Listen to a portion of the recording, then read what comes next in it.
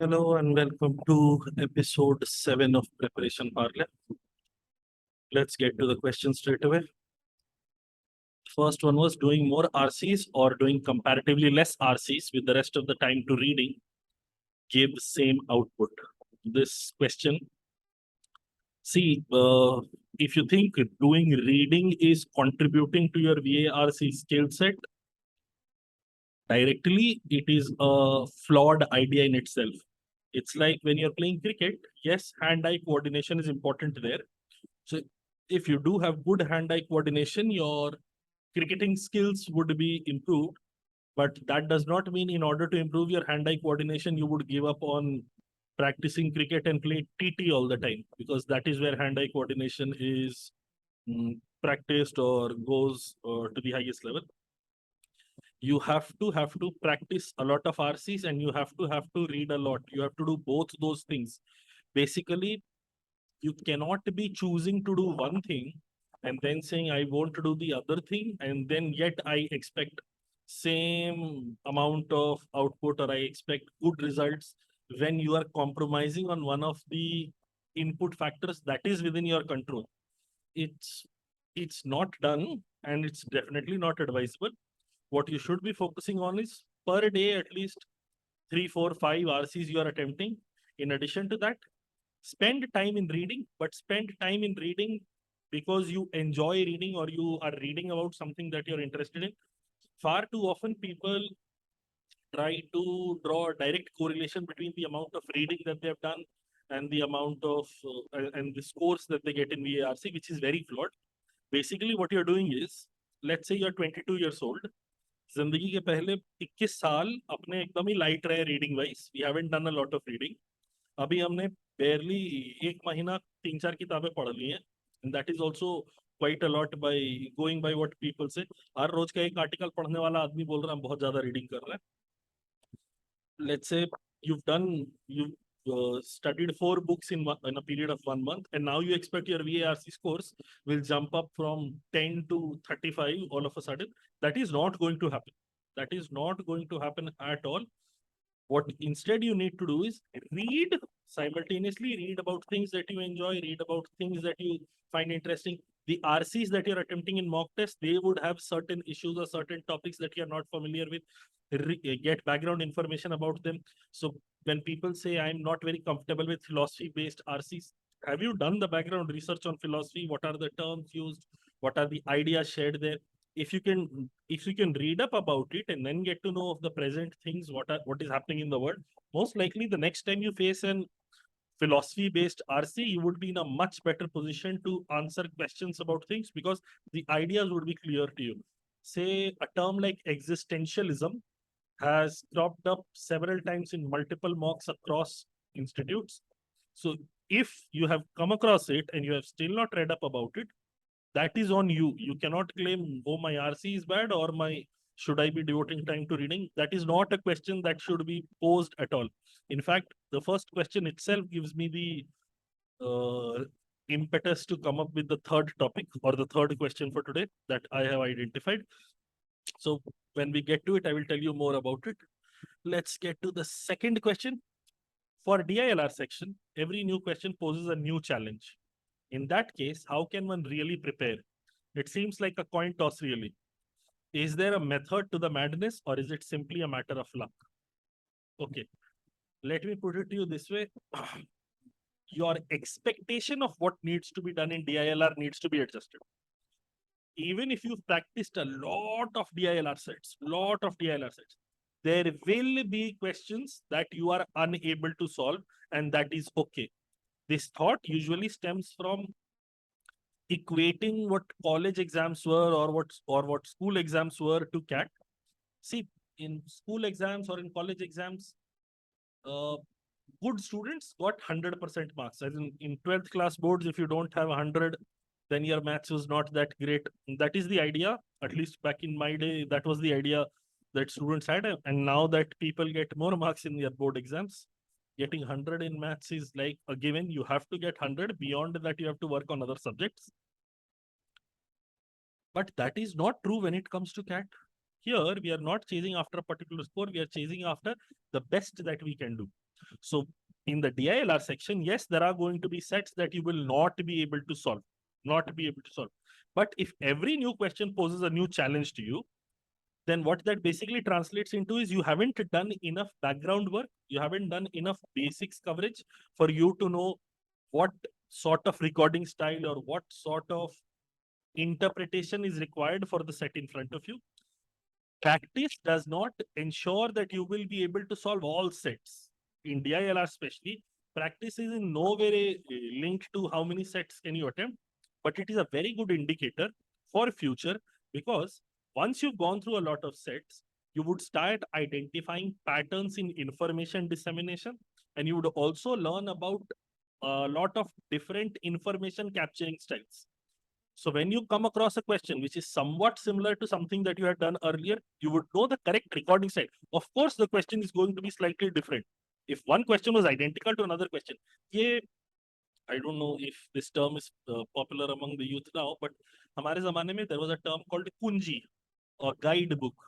So exam से पहले बच्चे मस्त एकदम kunji या guide book या अभी भी I am sure in universities it still happens. Last 10-year papers, you don't get the same questions over and over again. They are not checking whether you can memorize a bunch of things and then spit it out in the exam. They're checking whether you have developed the ability to think logically. And and if you have developed it, even if I give you something new, something logical, you should be able to navigate your path around it. साथ के साथ मतलब the other end of the extreme is, yeah, however smart you may get, मतलब there are wonderful people in the cat prep industry. There is Rajesh sir from 2IM, there is Patrick sir, multiple time 100 percentilers, even Scrabbler sir. So many people who do wonderful work. They never get 300 on, or whatever, 100% marks, no? Even they get some, even they are unable to attempt some or get some questions wrong. So us having the aspiration that we have to get everything right, that is of course putting undue burden on us. And what that translates into is, in the exam situation, you are dying to solve everything. Because of that, the things that you could potentially have solved, which would lead you to getting a decent enough percentile or a fair reflection of what your abilities are, you would end up taking so much pressure, doing so much extra, that even the things within your control would go haywire, and then you will end up performing poorly. This is what happens with a lot of people who do well all throughout the mock season, who do well all throughout the year, but at the time of the actual CAT exam, not end up scoring too well, because they walked in with an expectation, okay, these many sets I have to do, or these many questions I have to attempt. We don't know the absolute difficulty level. Yes, those are exceptions. Not everyone goes through the same phase, but it is definitely not a matter of luck. I'll put it to you this way. Look at it statistically. If it was a matter of luck, the smartest people who take CAT, Scrabbler sir, Rajesh sir, and who was the other person? Rajesh sir, Patrick sir, and Scrabbler sir. These are multiple time 100 percentilers that I'm aware of.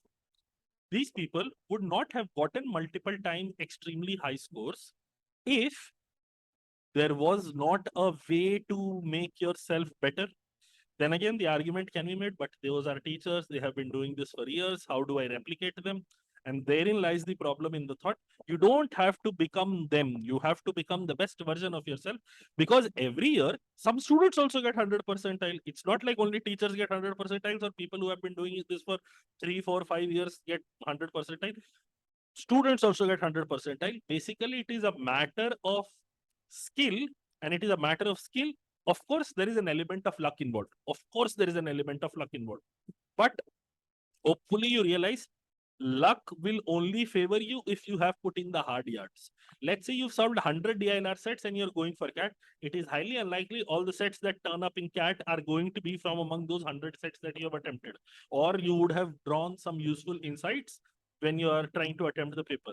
On the other hand, let's say you've attempted 700 DILR sets. Now the likelihood of there being some sort of overlap between the sets that you have done thoroughly yourself and the sets that you face in the exam, there is going to be some overlap. Additionally, there are certain DILR setups that get repeated quite often. For instance, in games and tournaments, when it comes to knockout tournaments, there are barely 3-4 ideas beyond which you need to know. Once you are comfortable with those ideas, everything else flows smoothly. Or let's say network diagrams, networks and routing.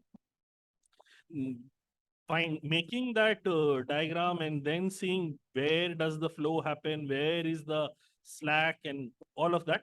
Once you are comfortable with that, you are done with it. Or let's say the another example could be a four-setter Venn diagram. Four-setter Venn diagrams, if you have ever solved in a normal setup, those questions are absolutely easy. The only challenge in those questions is you being able to make a four-setter Venn diagram appropriately and then recording information appropriately.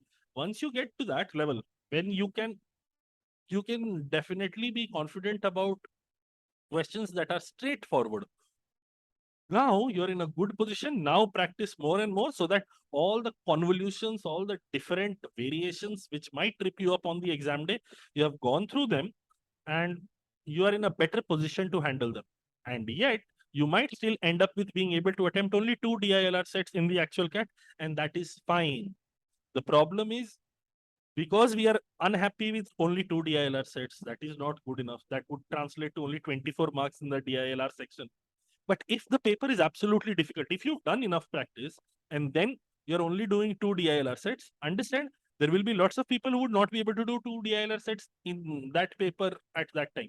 If you have done enough number of sets, if you have been extremely light in your preparation, you haven't put in a lot of hard yards, and then you want to reach a level where you're able to attempt at least 3 or 4 or whatever number of sets, then that becomes a challenge.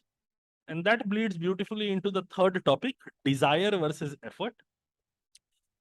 We have come to that time when people would start asking questions about which topics are important in CAT, what should I focus on?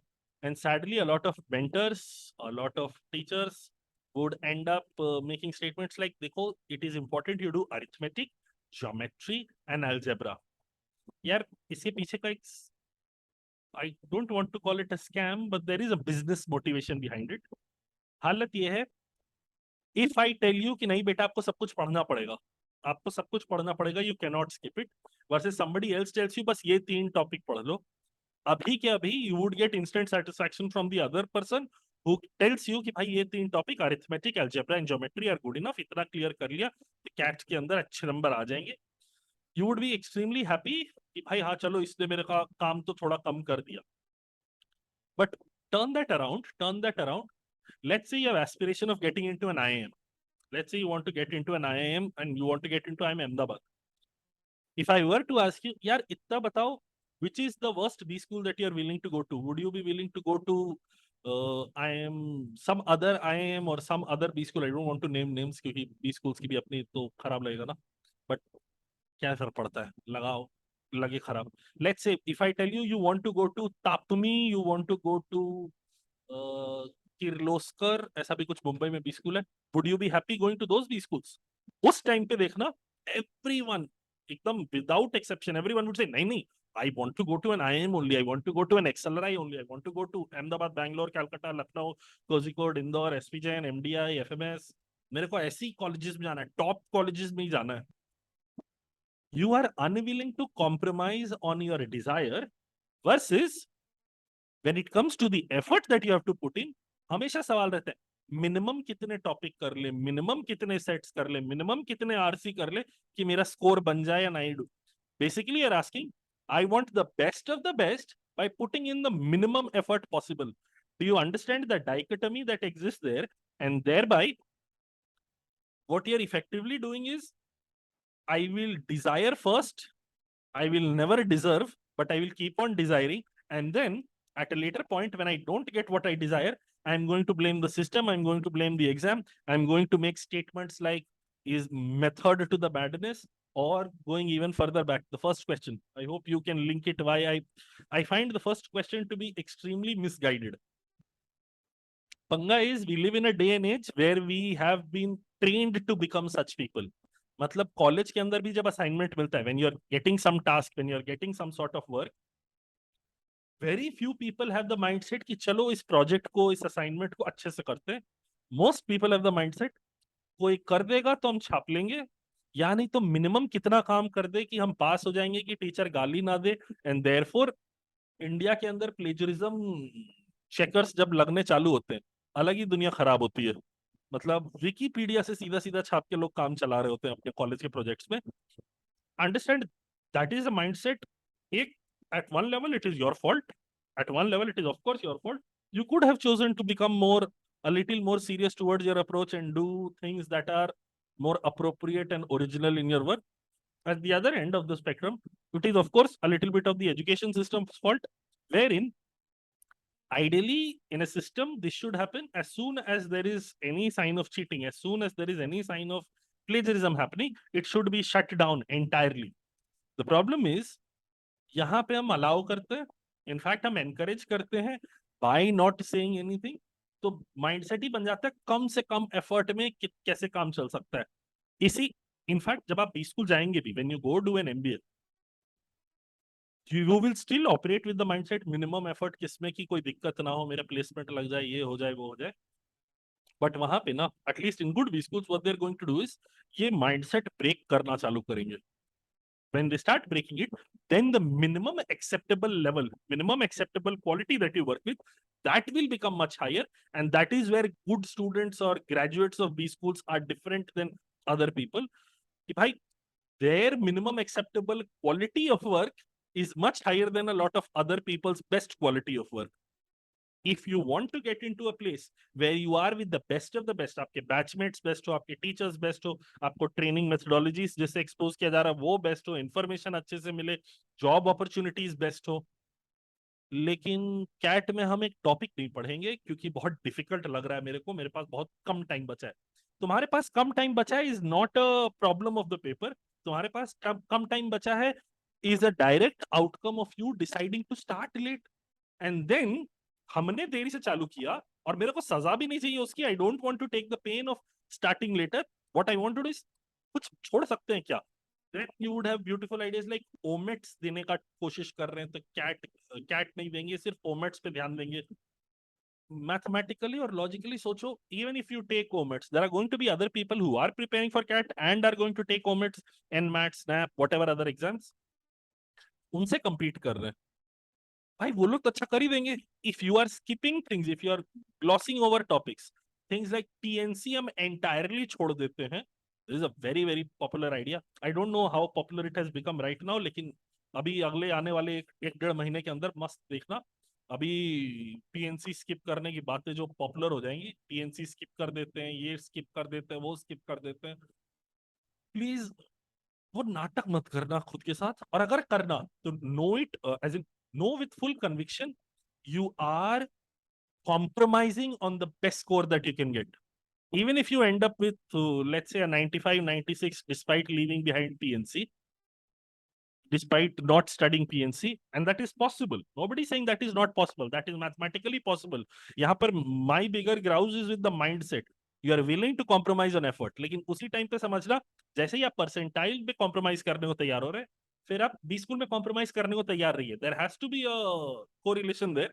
If you're unwilling to put in the effort for the exam that you're appearing for, you should be willing to compromise on the desires that you have for what sort of B school you would go to. Anyway, the tide is against you. You have a lot of competition. इतने सारे लोग हैं जो paper देना चाहते हैं। मेरे को जितनी भूख है, let's say go to a good B school, बाजू वाले को भी उतनी भूख है।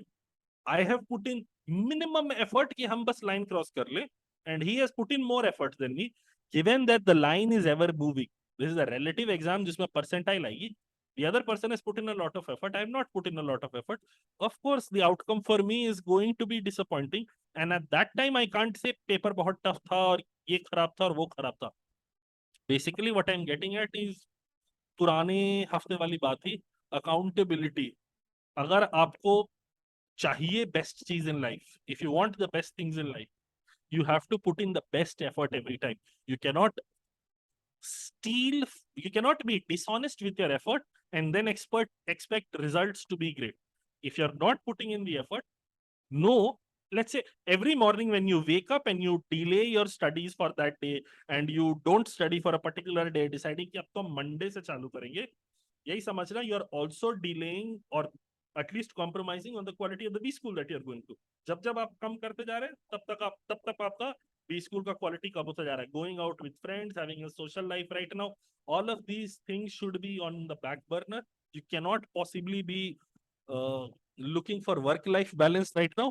कंपटीशन है, इंडिया में कंपटीशन है, पॉपुलेशन आप जानते हैं, पॉपुलेशन के कारण कंपटीशन आप जानते हैं।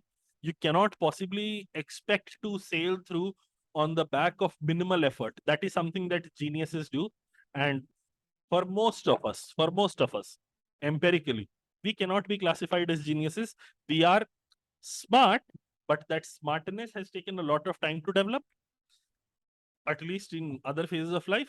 But in this phase of life, when we have little time, the effort has to be redoubled. We have to put in more hours. We have to put in more effort. We have to take tests, and we have. Matlab, there is this beautiful idea.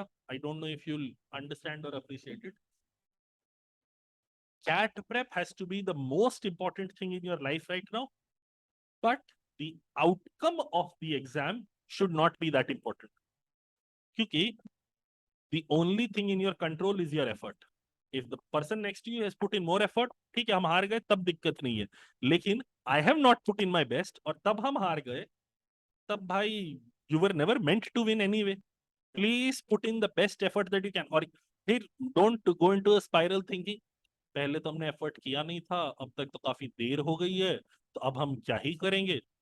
भाई देर अगर तुम्हारी हो गई है ना, मतलब देर दुनिया की भी हो रखी है। Everybody is late, everybody as in at least most of the people that you would be competing with, not there is nobody who is at complete cat prep right now. There is barely anyone who is at complete cat prep right now.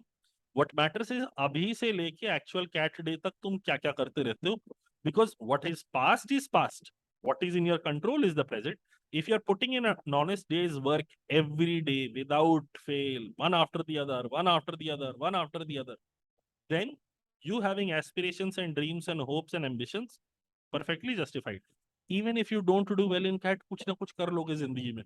Cat prep के अंदर ही, cat prep हुआ, UPSC prep हुआ, any entrance exam का prep हुआ, if you simply learned the importance of responsibility and doing the task that you're supposed to be doing, that is a much bigger benefit than you going to an IIM. क्योंकि एक बार आप जिंदगी में जिम्मेदारी सीख गए हैं, आप कुछ ना कुछ कर लेंगे।